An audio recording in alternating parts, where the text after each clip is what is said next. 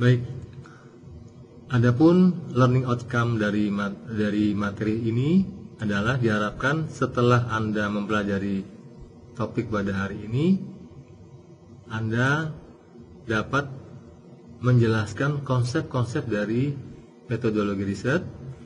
Kemudian, kenapa kita harus belajar riset bisnis? Jadi, saat ini karena perkembangan lingkungan bisnis mengharuskan para manajer bisnis menambah pengetahuan baru serta informasi yang akurat dan relevan dalam pengambilan keputusan di bidang bisnis. Salah satu dukungan informasi yang akurat untuk mengambil keputusan adalah hasil penelitian atau riset ilmiah. Apa itu riset?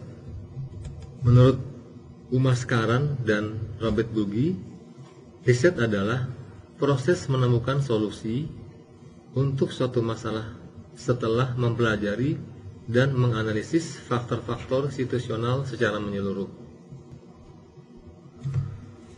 Manajer dalam satu organisasi secara terus-menerus melibatkan diri dalam mempelajari dan menganalisis masalah dan terlibat dalam beberapa bentuk kegiatan penelitian saat mereka mengambil keputusan di suatu tempat kerja. Jadi, disinilah pentingnya riset karena masalah terus dihadapi oleh seorang manajer, di mana dalam masalah itu harus diambil keputusan dengan segera.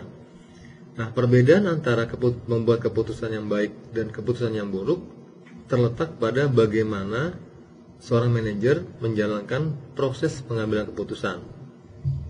Adapun pengambilan keputusan yang baik diantaranya adalah yang pertama, melakukan identifikasi di mana letak masalahnya. Jadi seorang manajer, hal pertama yang harus dilakukan adalah harus melakukan identifikasi di mana letak masalah itu berada. Kemudian setelah dapat mengidentifikasi, selanjutnya mengenali faktor-faktor yang relevan dalam situasi yang perlu diselidiki. Jadi faktor-faktor apa saja yang menyebabkan suatu masalah itu terjadi. Selanjutnya, setelah mengetahui faktor, juga harus mengetahui jenis informasi apa dan bagaimana yang akan dikumpulkan. Setelah itu, setelah informasi didapatkan, selanjutnya mengetahui bagaimana memanfaatkan informasi yang dikumpulkan dan menarik kesimpulan yang tepat untuk membuat suatu keputusan yang tepat.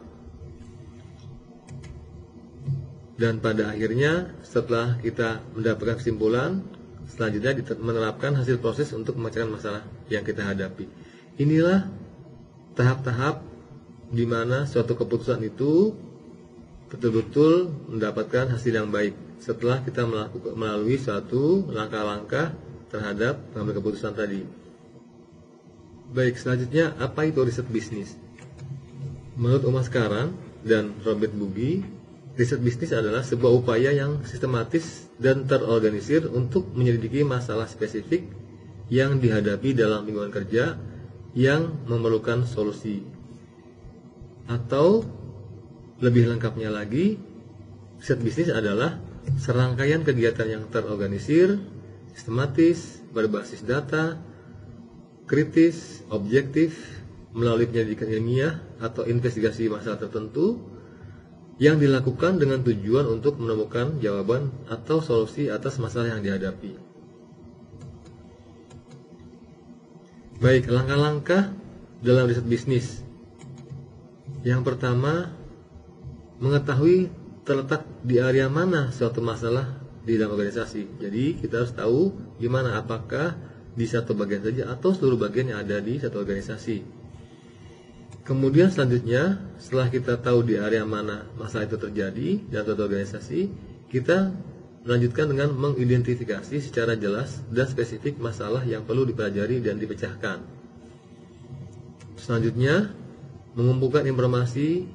Kemudian setelah informasi kita kumpulkan, kita lakukan analisis data, dan kemudian juga menentukan faktor-faktor yang terkait dengan masalah dan diselesaikan dengan mengambil tindakan perbaikan yang diperlukan.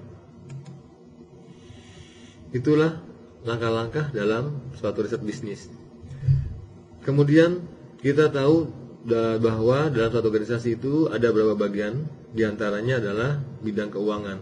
Nah, masalah-masalah yang biasa dihadapi dalam bidang keuangan itu adalah bagaimana mendapatkan sumber dana yang murah, menggunakan sumber dana seoptimal mungkin, serta cara memberikan informasi keuangan secara tepat dan cepat dalam rangka pengambilan keputusan di bidang keuangan. Misalnya, pembiayaan perusahaan, kemudian analisis rasio keuangan, kemudian merger dan akuisisi, kemudian perilaku bursa saham. Inilah masalah-masalah yang umumnya terdapat di dalam bidang keuangan. Kemudian selanjutnya evaluasi bisnis. Untuk bidang manajemen sumber daya manusia, permasalahan utama dalam bidang sumber daya manusia atau SDM adalah bagaimana cara mendapatkan tenaga kerja yang tepat, menggunakannya dengan optimal, kemudian mengembangkan hingga memberhentikannya atau PHK. Nah, misalnya masalah-masalah yang muncul di bidang manajemen sumber daya manusia, pertama, sikap dan perilaku karyawan. Nah, ini bisa kita lakukan suatu riset tentang sikap dan perilaku karyawan. Kemudian motivasi kerja. Selanjutnya tentang produktivitas karyawan. Kemudian budaya organisasi. Dan diantaranya lagi adalah kepemimpinan. Selanjutnya bidang operasional. Permasalahan utama dalam bidang operasional adalah hal-hal yang berkaitan dengan pengadaan bahan baku, proses produksi sampai proses distribusi barang jadi. Permasalahan yang ada di bidang operasional misalnya penentuan kombinasi produk yang bisa kita gunakan nanti linear programming, kemudian tentang kualitas produk, kemudian penentuan lokasi pabrik, sistem penugasan, layout pabrik, dan sistem informasi manajemen. Selanjutnya jenis penelitian. Bahwa jenis penelitian itu ada dua. Yang pertama adalah applied research atau riset terapan, yaitu untuk memecahkan masalah yang saat ini dihadapi oleh manajer dalam lingkungan kerja, untuk memecahkan masalah yang sedang dihadapi atau dialami. Contohnya, riset yang dilakukan untuk mengetahui alasan mengapa banyak nasabah bank yang menutup rekeningnya. Setelah dilakukan riset, diketahui bahwa selama ini nasabah belum puas dengan pelayanan bank tersebut. Nah, berdasarkan hasil riset tersebut, bank berusaha meningkatkan pelayanannya. Nah, ini salah satu contoh dari applied research. Kemudian yang kedua adalah basic research atau riset dasar, yaitu riset untuk menghasilkan tubuh pengetahuan atau body of knowledge dengan mencoba memahami bagaimana masalah-masalah tertentu yang terjadi dalam organisasi dapat dipecahkan.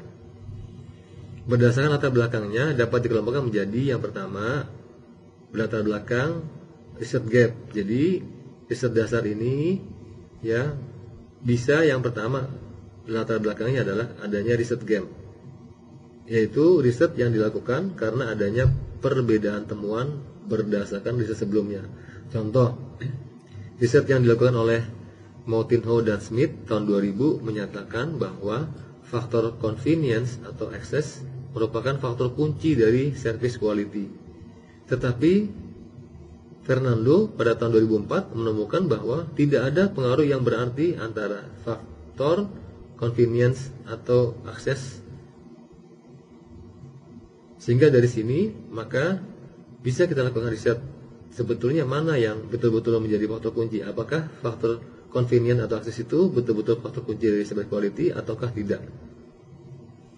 Itu yang pertama. Yang kedua, berlatar belakang teori gap, yaitu riset yang berlatar belakang teori gap merupakan riset yang dilakukan karena adanya perbedaan antara teori dengan kenyataan.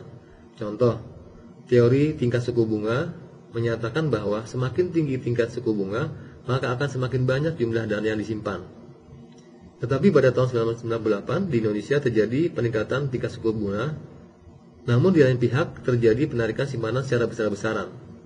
Nah, oleh karena itu, riset empirik lebih lanjut perlu dilakukan untuk meneliti kontroversi kegagalan teori tingkat suku bunga di Indonesia pada tahun 1998. Selanjutnya, mengapa manajer harus tahu tentang penelitian? Ya, pengetahuan tentang penelitian dan metode penelitian membantu manajer profesional yang pertama untuk manajer dapat mengidentifikasi dan secara efektif memecahkan masalah kecil dalam lingkungan kerja. Kemudian juga manfaat dari manajer mengetahui tentang penelitian adalah manajer nanti akan mengetahui bagaimana membedakan penelitian yang baik dan penelitian yang buruk. Kemudian yang ketiga, dengan manajer mengetahui tentang penelitian, manajer dapat menghargai dan terus-menerus sadar akan pengaruh dan efek berganda dari faktor-faktor yang menimpa pada suatu situasi tertentu.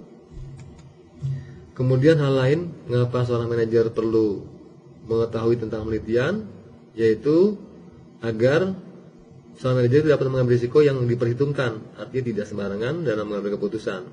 Kemudian juga manfaat lain kenapa seorang manajer harus belajar atau mengetahui tentang penelitian, yaitu mencegah kemungkinan kepentingan pribadi atau bersifat objektif dalam suatu situasi. Sehingga walaupun mereka memiliki kekuatan yang pengaruh yang kuat, namun karena memiliki pemahaman tentang penelitian, mereka tetap akan objektif dalam memecahkan suatu masalah. Kemudian selain itu juga mengapa seorang manajer perlu mengetahui tentang penelitian? Dengan mengetahui tentang penelitian, seorang manajer itu menjadi lebih efektif terkait dengan meng-hire peneliti atau konsultan dari luar. Dan yang terakhir, manfaat seorang manajer itu mengapa harus tahu tentang penelitian? Dia dapat menggabungkan pengalaman dengan pengetahuan ilmiah saat membuat suatu keputusan. Yang terakhir dari materi kita hari ini adalah tentang etika dalam riset bisnis. Etika dalam riset bisnis itu mengacu pada perilaku saat melakukan penelitian. Perilaku etis berlaku untuk yang pertama organisasi dan anggota yang mensponsori penelitian. Jadi ada suatu kode etik di dalamnya. Kemudian juga perilaku etis ini berlaku bagi peneliti itu sendiri yang melakukan penelitian. Dan yang ketiga, perilaku etis juga berlaku untuk responden yang memberi mereka data yang diperlukan. Oke, itu materi yang saya sampaikan pada pertama kali ini. Untuk lebih Anda memahami tentang materi yang saya berikan, berikut ini adalah latihan soal untuk bisa Anda coba jawab. Dengan Anda menjawab ini, diharapkan Anda lebih memahami apa itu penelitian atau riset. Baik, demikian materi ini, di mana referensi yang saya gunakan adalah dari buku Umar Sekaram dan Bugi, Research Method for Business, A Skill Building Approach, edisi ke-7. Dan juga buku Metode Riset karangan Sulianto.